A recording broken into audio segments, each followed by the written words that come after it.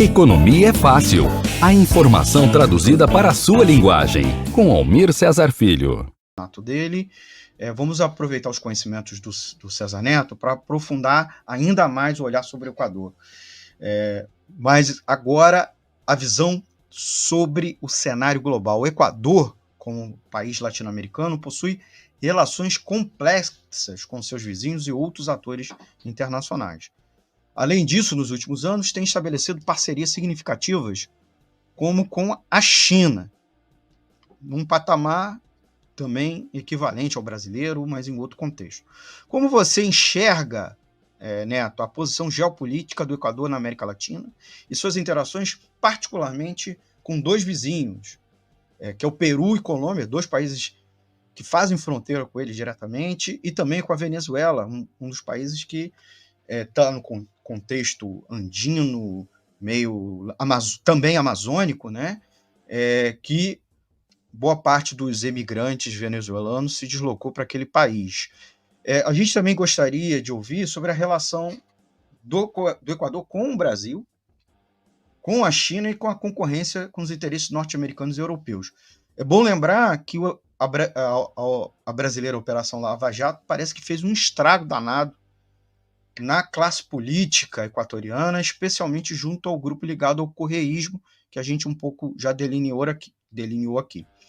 Por sua vez, muitos investimentos chineses vêm acontecendo naquele país, na produção e no escoamento das commodities, né, o Pacífico, né, o Equador está no contexto do Pacífico, tanto commodities agrícolas, como também minerais, que você um pouco delineou, a questão particularmente do petróleo e gás, e a gente sabe, inclusive, que alguns desses empreendimentos de petróleo e gás têm capitais também russos.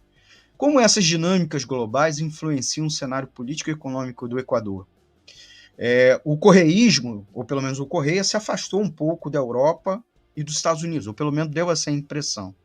Compreender o papel do Equador na geopolítica mundial é fundamental para traçar um quadro complexo dessa nação em constante transformação e o quanto isso contribuiu na crise política que a gente está vivenciando agora. Neto, é contigo. É muita coisa, mas fica aí à vontade para responder por partes. Como diz um professor da universidade, isso é uma tese de doutorado, né? Isso não é uma pergunta. Mas vamos lá, Almir. Olha, veja só.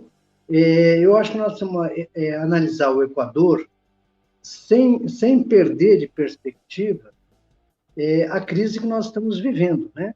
Então, veja só. Nós temos a crise de 2008 e 2019, que é gigantesca. Depois tivemos a crise de 2019, que aprofundou ainda mais essa crise. Veio a pandemia, a guerra da Ucrânia. Todo esse quadro de crise econômica mundial teve reflexo direto em todos os países semicoloniais, como o Equador, como todos os países da América Latina, da África. Eles sentiram demais esse golpe. Por exemplo, o Equador chegou a uma situação de endividamento tão grande que na pandemia, não é que eles não compraram vacina. Não é isso. As pessoas morriam em casa e o IML de Guayaquil não ia buscar, porque não tinha quem fosse buscar, não tinha funcionários. Sabe o que acontecia? As famílias começaram a incendiar os familiares nas ruas. Tem muitos vídeos que mostram isso. O desespero, o cidadão faleceu, tem uma semana, 10 dias, ninguém vai buscar. Entende? Então, isso daqui, essa crise que vinha de antes, na pandemia, ela se mostrou muito cruel. Mas, isso daqui, como é que tem sido resolvido? Como é que esses governos têm resolvido estas crises? Eles têm resolvido de uma maneira de entregar ainda mais o país, né? Mas não basta só entregar o país para pagar o atrasado. Com as medidas, com a flutuação das taxas de juros do mercado internacional, a dívida dos nossos países cresceu uma barbaridade. E não tinha como pagar. Então, o que começou a acontecer? O Laço, por exemplo, ele vendeu boa parte do sistema petroleiro. Quase não existe mais empresa petroleira equatoriana. Por exemplo, a empresa que distribuiu o petróleo, ela foi todinha vendida. Então, por exemplo, se o governo equatoriano quiser importar gasolina, ele tem que pagar para usar a tubulação e os tanques que antes eram deles. Isso daqui não vai baratear, vai encarecer ainda mais. Mas essa é aquelas medidas, toma água salgada para matar a sede. Né? Então, a venda do sistema petroleiro, a abertura indiscriminada para mineração e para a indústria petroleira, né? E isso daqui não é que acontece, estão abrindo para a petroleira e fica por isso mesmo. Eu acompanho já há uns 15 anos a luta das comunidades contra a mineração, e que agora se intensificou muito mais. Se intensificou uma barbaridade nos últimos 4 ou 5 anos, porque o país quebrado, daí ele começa a abrir onde não podia. Por exemplo, a luta da população contra a destruição do meio ambiente é um negócio espetacular, não tem nada a ver com... Quando a gente conversa aí com alguns ecologistas, não pode tomar tal refrigerante, que ele é não sei o quê, vamos tomar coisa natural. Não é isso, não. Aqui é o seguinte, aqui vão destruir, aqui vão querer fazer mineração, ao fazer mineração vão contaminar minhas águas, vai nos contaminar, vai matar todos nós, vai matar nossas plantas. Simples, mas tem uma organização espetacular. Eu vivo em Roraima, por exemplo, aqui nós não podemos mais comer peixe. Por quê? Porque o peixe está contaminado. Não conseguimos organizar uma luta para que na região amazônica a gente possa comer peixe, porque o peixe está contaminado. A gente não consegue organizar as pessoas. Lá não, lá é uma tradição violenta da defesa do meio ambiente. Né?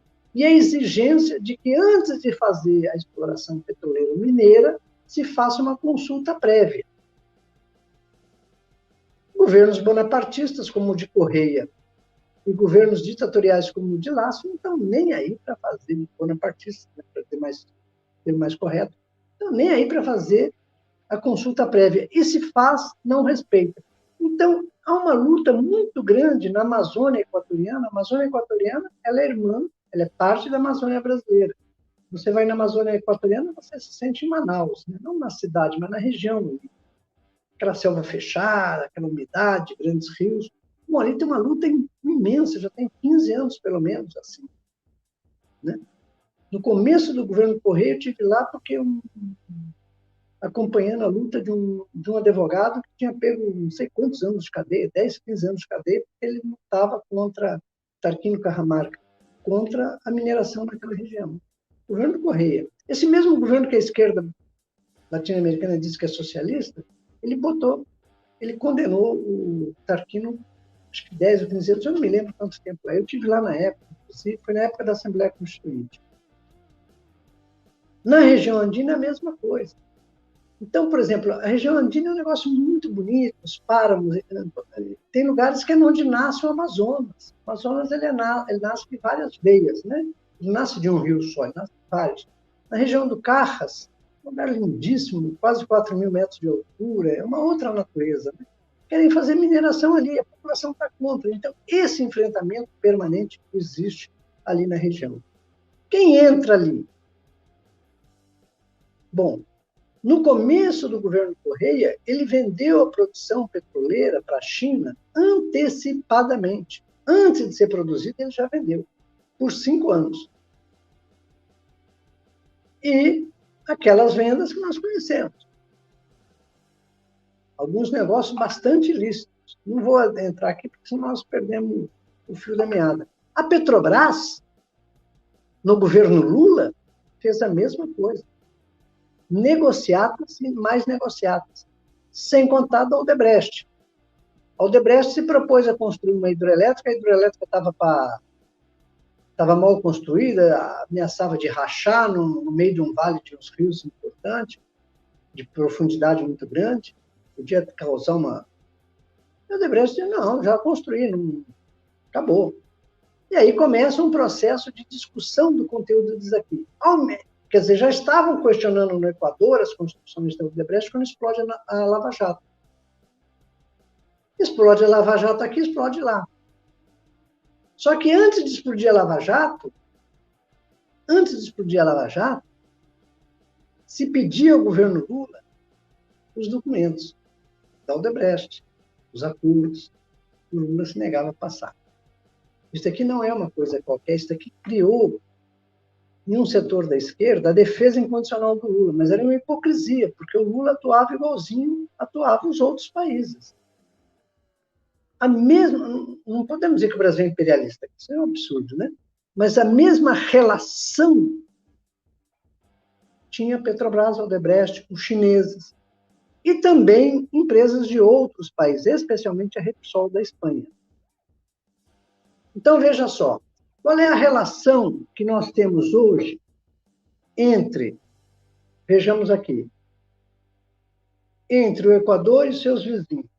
Primeiro, há uma tentativa de fazer do Equador, especialmente o Porto do Guayaquil, um porto que responda às necessidades dos vizinhos. Em vez de levar lá para o Cajal, lá no sul do Peru, sai já aqui pelo Equador, dizem eles.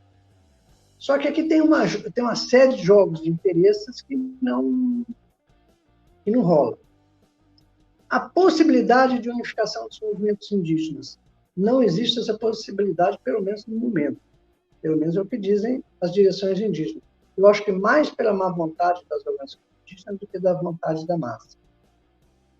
Mas isso é o que vem determinando. Com o chavismo, eles tiveram uma relação estreita. O chavismo promovia o Correia promovia o Chaves, e todos aqueles que questionavam o chavismo, ou questionassem o Correia, ou o Ortega, e outros governos que se diziam do socialismo do século XXI, eram chamados de agentes da CIA. Então, é uma situação muito difícil para a esquerda independente fazer política nesses governos. Difícil nesse aspecto, né? Então, são os desafios que nós temos para construir movimentos independentes na América Latina, é entender esses setores que começam a encontrar salvadores da pátria em qualquer um. E o Correia de Salvador da Pátria não tinha nada. E se comprovou pelas demissões, pelas tirada de direitos, por todas essas coisas aí. Não sei se eu respondi. Jornalismo, debate sobre temas que você normalmente não encontra na mídia convencional, participação popular, música de qualidade e muito mais. Web Rádio Censura Livre, a voz da classe trabalhadora.